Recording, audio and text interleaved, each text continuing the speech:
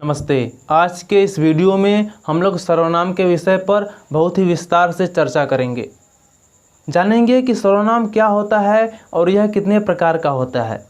तो वीडियो बहुत ही महत्वपूर्ण है क्योंकि यहाँ से परीक्षाओं में कुछ न कुछ प्रश्न पूछे जाते हैं। तो वीडियो को पूरा देखिएगा और ध्यान से देखिएगा। सर्वनाम संज्ञा के स्थान पर प्रयोग किए जाने वाले शब्दों को सर्वनाम कहते हैं। जैसे तुम, यह, कौन, कहाँ, ये, वे, कहाँ, किसका, यहाँ, वहाँ आदि। संज्ञा क्या होता है? किसी व्यक्ति, वस्तु अथवा स्थान के नाम को संज्ञा कहते हैं। और किसी व्यक्ति, वस्तु अथवा स्थान का नाम न लेकर हम कह दें यह, वह, ये, वे, तो यह क्या हो जाएगा? यह हो जाएगा सर्वनाम। सर्वनाम 6 प्रकार के होते हैं। सर्वनाम जो होते हैं वो 6 प्रकार के होते हैं। पुरुषवाचक सर्वनाम, निश्चयवाचक सर्वनाम, अनिश्चयवाचक सर्वनाम, प्रश्नवाचक सर्वनाम, संबंधवाचक सर्वनाम तथा निजवाचक सर्वनाम। अब आइए क्रम से इन सब के बारे में जानते हैं कि क्या होता है पुरुषवाचक, क्या होता है निश्चयवाचक। पुरुषवाचक सर्वनाम ऐसे सर्वनाम जो पुरुष के लिए प्रयोग में आते हैं। जो सर्वनाम पुरुष के लिए प्रयोग में आते हैं उसे हम पुरुषवाचक सर्वनाम कहते हैं। जैसे कि मैं, तुम, हम, वे, हम लोग, वे लोग आदि।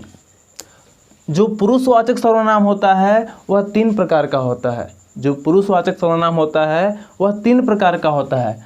कौन कौन सा? उत्तम पुरुष, मध्यम पुरुष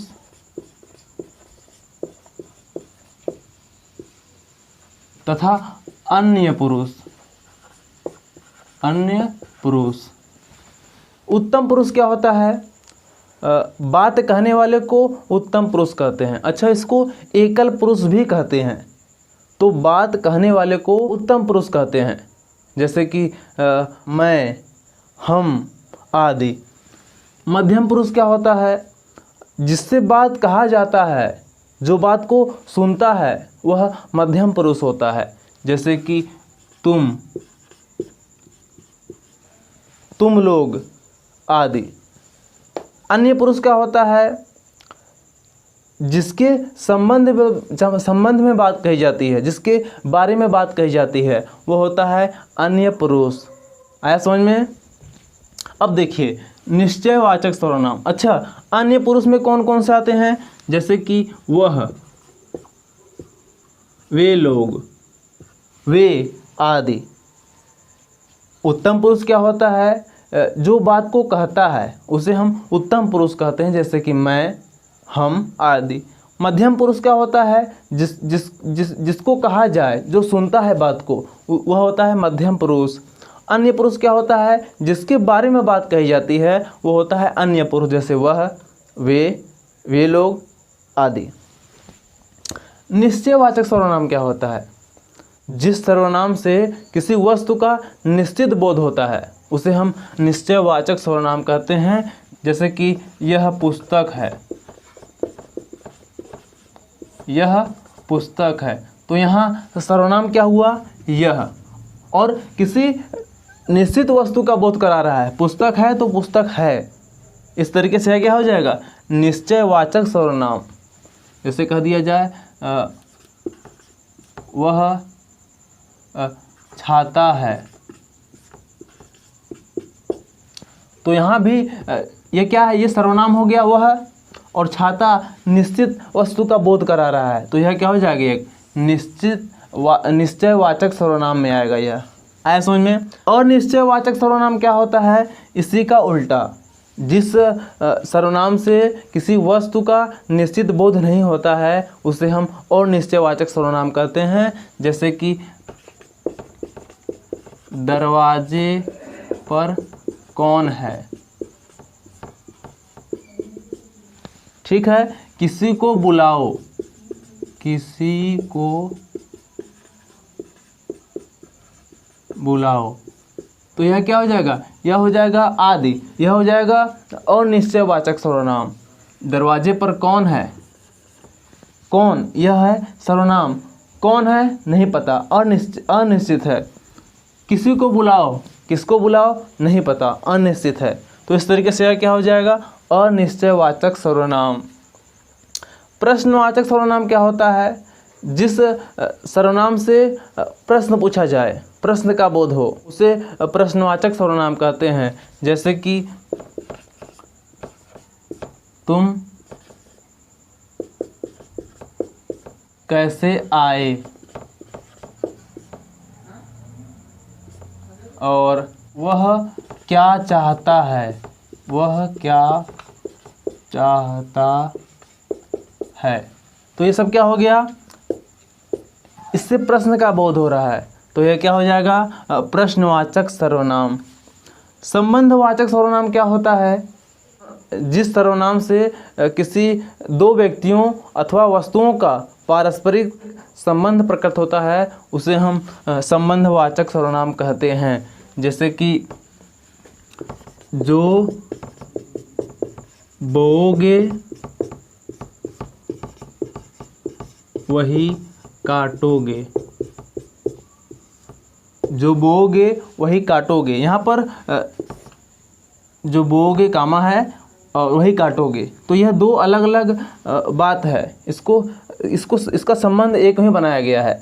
जिस सर्वनाम से किसी दो व्यक्तियों अथवा वस्तुओं का पारस्परिक संबंध प्रकट हो, वहाँ क्या होता है, संबंधवाचक सर्वनाम होता है। जैसे कि जैसी करनी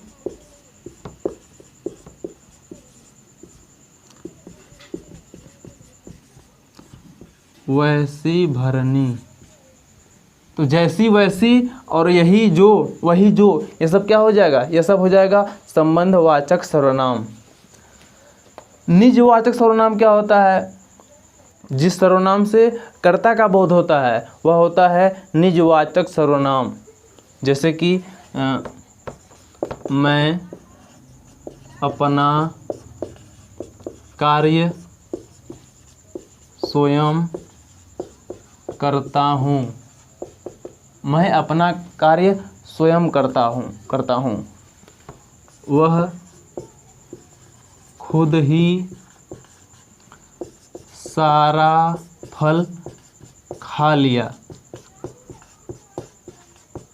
तो ये जो स्वयं है, यह क्या हो जाएगा, यह हो जाएगा निजवाचक सर्वनाम। यानी जिस सर्वनाम से कर्ता का बोध होता है, कर्ता स्वयं के लिए करता है, वह होता है निजवाचक सर्वनाम। यहाँ पर कौन हो जाएगा, खुद ही, यह क्या हो जाएगा, निजवाचक सर्वनाम, कर्ता के लिए प्रयोग में आया है। आया समझ में। सर्वनाम किसी व्यक्ति, वस्तु अथवा स्थान का नाम न लेकर हम उसको यह वह, वे लोग, ये लोग, किसका, किसकी, कहाँ आदि बुलाएं, वह हो जाएगा सर्वनाम। सर्वनाम 6 प्रकार के होते हैं, पुरुषवाचक, निश्चयवाचक, अनिश्चयवाचक, प्रश्नवाचक, संबंधवाचक तथा निजवाचक। पुरुषवाचक क्या होता है, जो सर्वनाम किसी पुरुष के लिए प्रयोग में आता है उसे हम पुरुषवाचक सर्वनाम कहते हैं। और यह 3 प्रकार का होता है, उत्तम पुरुष, मध्यम पुरुष तथा अन्य पुरुष। उत्तम पुरुष जैसे कि जो वाक्य को बोलता है, जो बोलता है उसे हम उत्तम पुरुष कहते हैं, जैसे कि मैं, हम आदि। मध्यम पुरुष क्या होता है, जिससे बात को कही जाती है, जिससे कहा जाता है, वह हो जाएगा मध्यम पुरुष, जैसे कि तुम लोग आदि। अन्य पुरुष क्या होता है, जिसके बारे में बात कही जाए, वह होता है अन्य पुरुष, जैसे कि वह, वे लोग आदि। निश्चयवाचक सर्वनाम क्या होता है, जिस सर्वनाम से किसी वस्तु का निश्चित बोध होता है वह होता है निश्चयवाचक सर्वनाम, जैसे कि यह पुस्तक है, वह छाता है आदि। और निश्चयवाचक सर्वनाम क्या होता है, जिस सर्वनाम से किसी वस्तु का निश्चित बोध नहीं होता है वह होता है अनिश्चयवाचक सर्वनाम, जैसे कि दरवाजे पर कौन है, किसी को बुलाओ आदि। यहाँ कौन, किसी, यह हो जाएगा सर्वनाम। प्रश्नवाचक सर्वनाम, जिस सर्वनाम से प्रश्न का बोध हो वह होता है प्रश्नवाचक सर्वनाम, जैसे कि तुम कैसे आए, वह क्या चाहता है।